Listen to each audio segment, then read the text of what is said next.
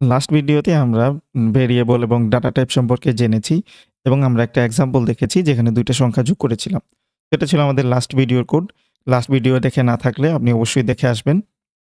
তো আমরা যে লাস্ট ভিডিওতে জেনেছি ডাটা টাইপ কয় ধরনের, কিভাবে একটা ভেরিয়েবল ডিক্লেয়ার করতে হয়।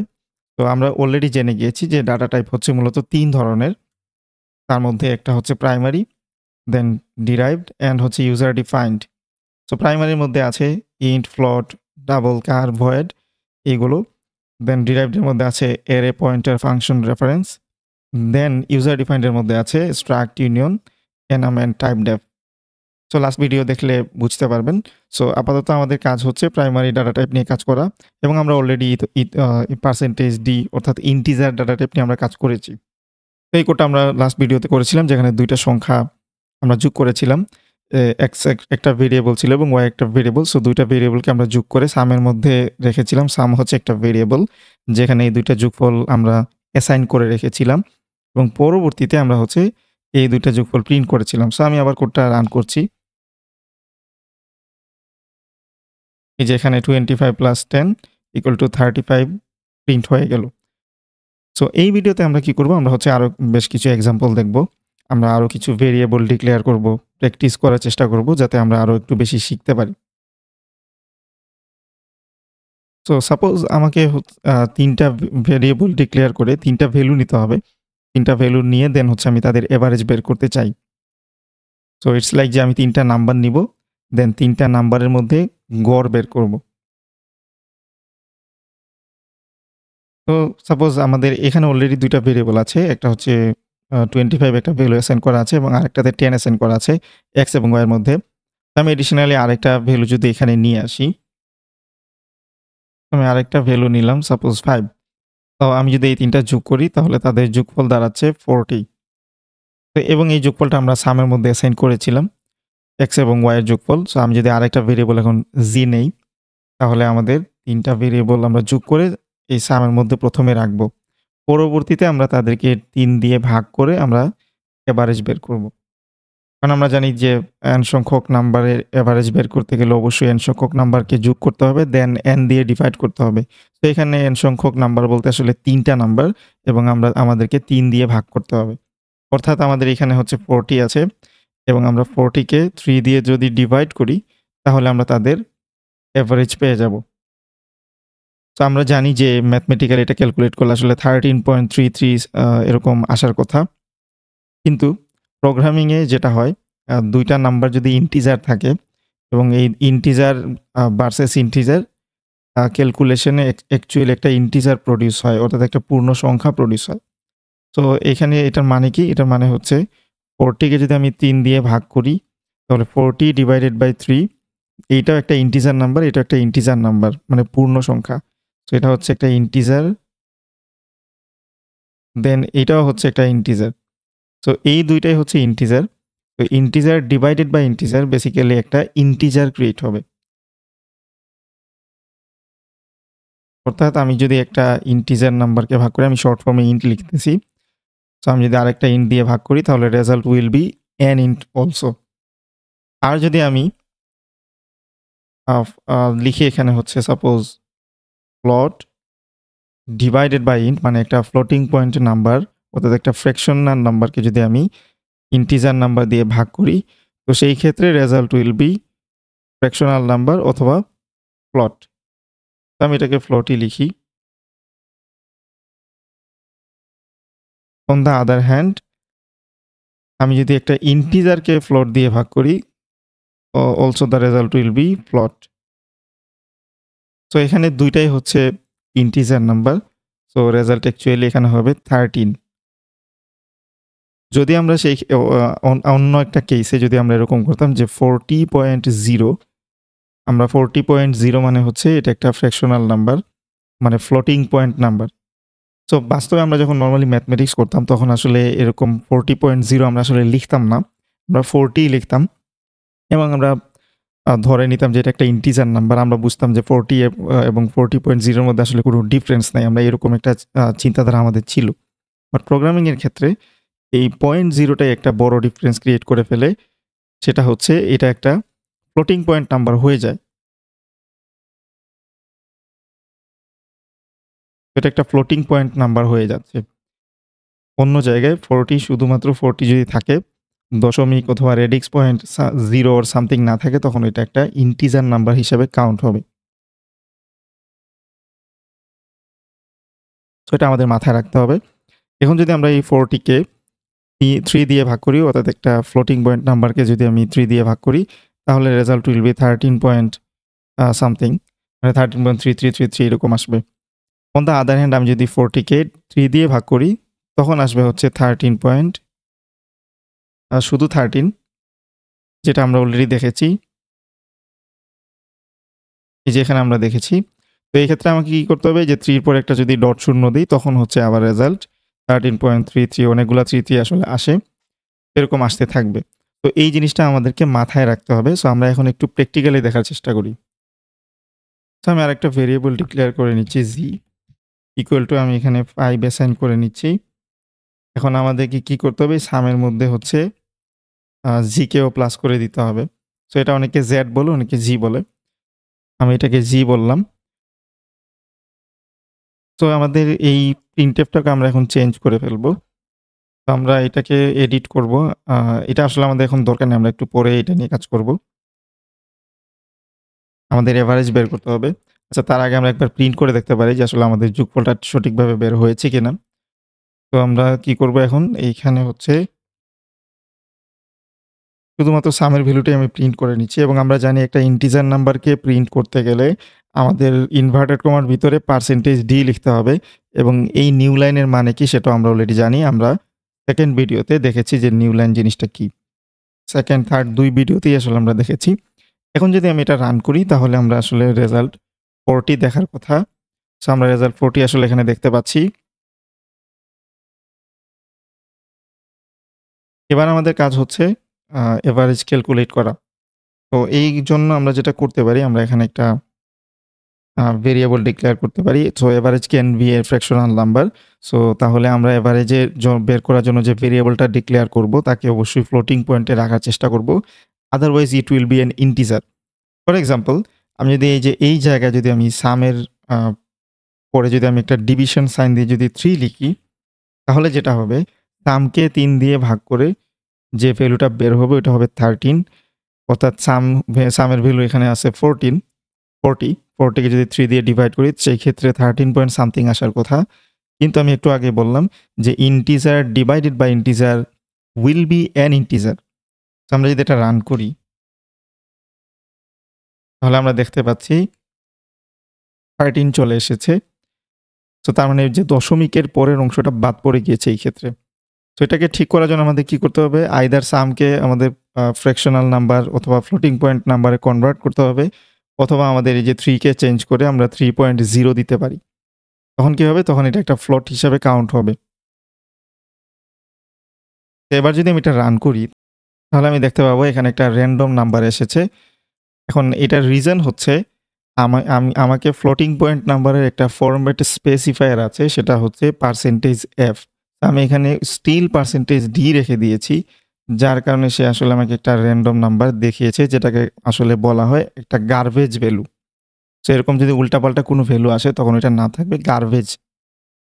আমাদের কি করতে হবে, এই যে ফরম্যাট স্পেসিফায়ারকেও আমাদের আসলে চেঞ্জ করে দিতে হবে।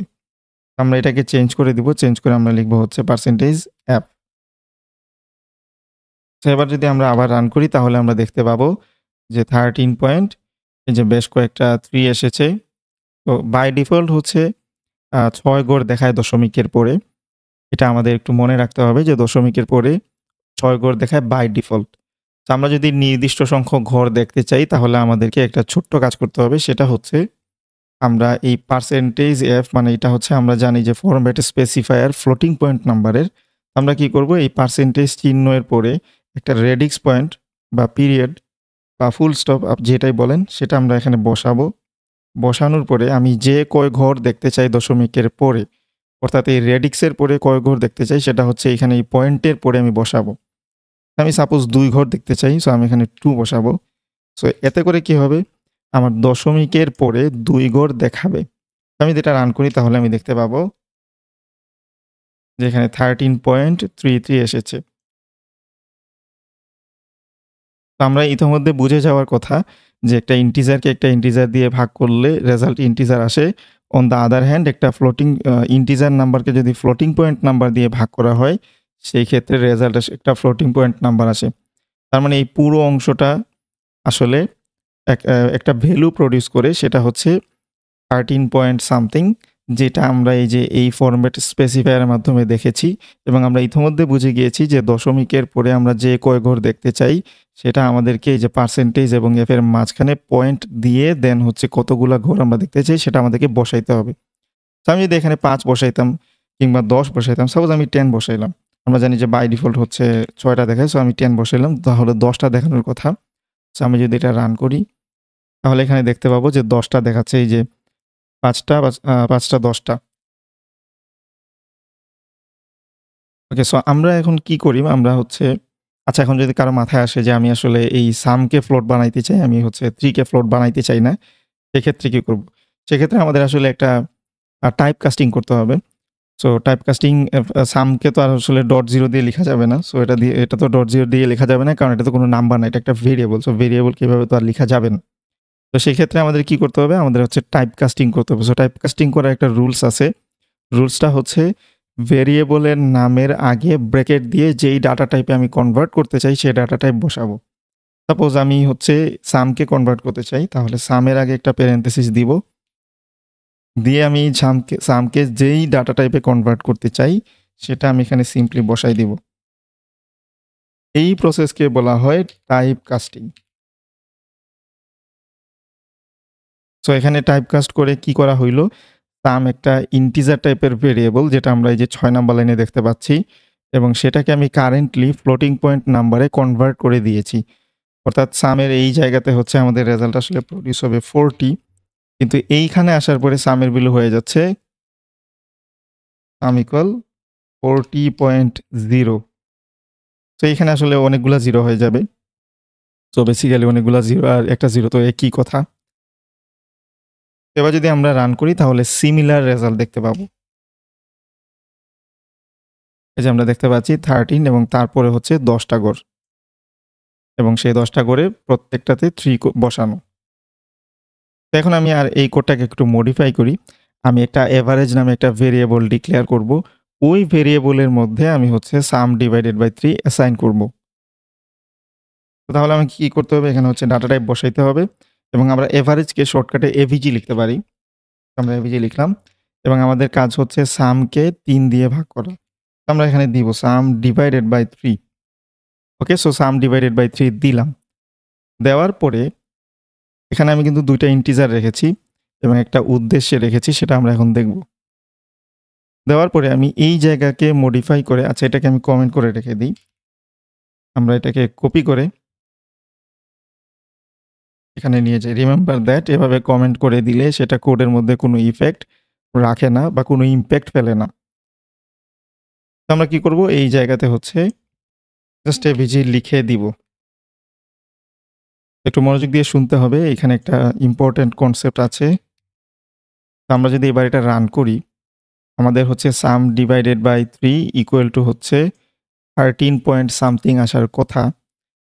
তাহলে এভারেজের ভ্যালু হচ্ছে, এভারেজ তো একটা ফ্লোটিং পয়েন্ট নাম্বার, সো এখানে 13 প্রিন্ট না করে 13 পয়েন্ট সামথিং প্রিন্ট করার কথা। এখন আমরা দেখি যে 13 পয়েন্ট সামথিং বলতে এখানে আসলে 40 ডিভাইডেড বাই 3 ইকুয়াল টু তো 13.333 আসার কথা।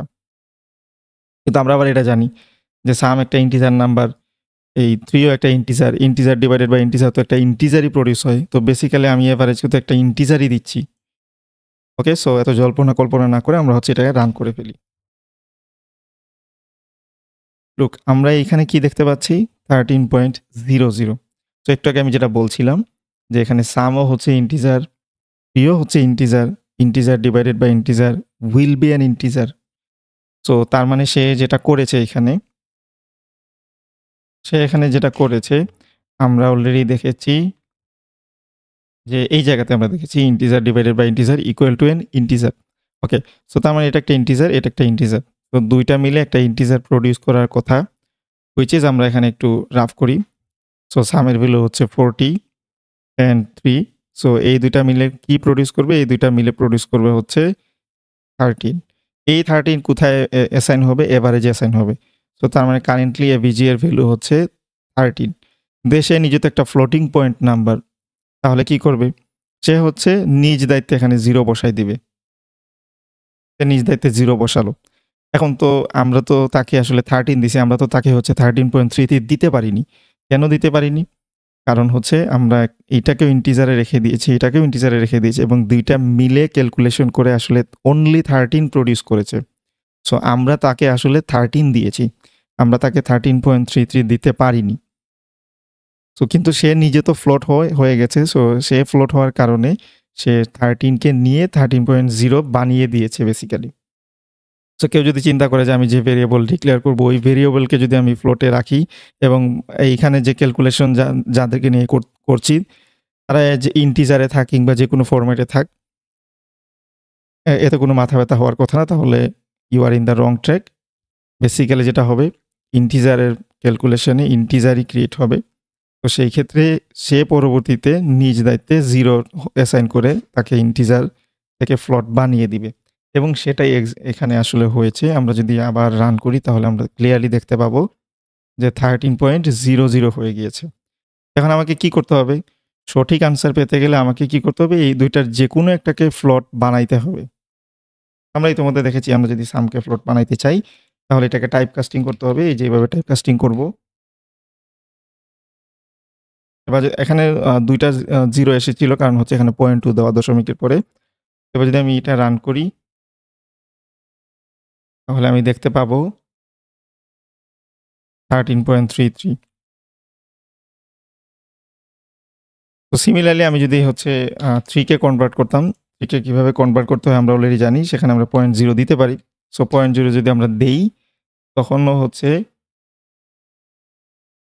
সেম দেখাবে 13.33। এখন কারো মাথায় আসতে পারে যে আমি সামের আগে যেভাবে ফ্লোট লিখেছি আমি সেইমভাবে 3.0 দিব না। আমি 3 এর সামনে হচ্ছে এভাবে টাইপ কাস্টিং করে ফ্লোট লিখব। তাহলে হবে কিনা? হ্যাঁ, তাহলেও হবে, কোনো সমস্যা নেই। আমরা এখানে সিম্পলি হচ্ছে যদি ফ্লোট লিখে দেই তাহলে 3 এখন ফ্লোটে কনভার্ট হয়ে যাবে। তো আমি যদি এটা রান করি তাহলে আমি আবার দেখতে পাবো যে রেজাল্ট আসলে 13.33 এসেছে। যে 13.33 এসেছে। তো ইঞ্জিনের এটা যেহেতু একটা নাম্বার, সো নাম্বারকে আসলে এভাবে AFLO এটি লিখে সময় নষ্ট করার দরকার নেই। আমরা .0 দিলেই কিন্তু কাজ হয়ে যাচ্ছে। তো এই কারণে আমরা হচ্ছে আর এভাবে আসলে কনস্ট্যান্টের আগে মানে নাম্বারগুলা হচ্ছে কনস্ট্যান্টের আগে আসলে এভাবে আমরা নরমালি লিখি না। বাট লিখলে আসলে এটা কোনো অপরাধ না। ওকে, সো আমরা অলরেডি জেনে গিয়েছি যে কিভাবে হচ্ছে একটা এভারেজ বের করতে হয় ৩ টা সংখ্যার মধ্যে এবং আমরা ফরম্যাট স্পেসিফায়ার সম্পর্কে আরেকটু জেনেছি। আমরা আজকে ফ্লোটিং পয়েন্ট নাম্বার নিয়ে কাজ করেছি এবং সেখানে আমরা পার্সেন্টেজ এবং f এর মাঝখানে আমরা রেডিক্স পয়েন্ট দিয়ে আমরা একটা নাম্বার বসিয়েছি এবং আমরা দেখেছি যে দশমিকের পরে সেই ততগুলা ঘড়ি দেখা যায় এখানে যত ভ্যালু আমরা দেই এবং আমরা টাইপ কাস্টিং সম্পর্কে অলরেডি জেনেছি যেখানে আমরা ইন্টিজারকে ফ্লোটে নিয়ে যেতে পারি। সিমিলারলি আপনি হচ্ছে একটা ফ্লোটকেও ইন্টিজারে নিয়ে যেতে পারবেন। সেক্ষেত্রে রেডিক্স পয়েন্টের পরের অর্থাৎ দশমিকের পরের অংশটা বাদ পড়ে যাবে। So you can try. নিয়ে একটা এক্সাম্পল নিজে ট্রাই করতে পারেন। তো পরের ভিডিওতে আমরা আরও কিছু এক্সাম্পল দেখব এবং তারপরে কিভাবে কিবোর্ড দিয়ে ইউজার ইনপুট নিতে হয় সেটা আমরা দেখব। ইউজার ইনপুট কি সেটা আমরা পরবর্তীতে পরের ভিডিওতে জানব। আজকে এই ভিডিওতে এই পর্যন্তই। ধন্যবাদ।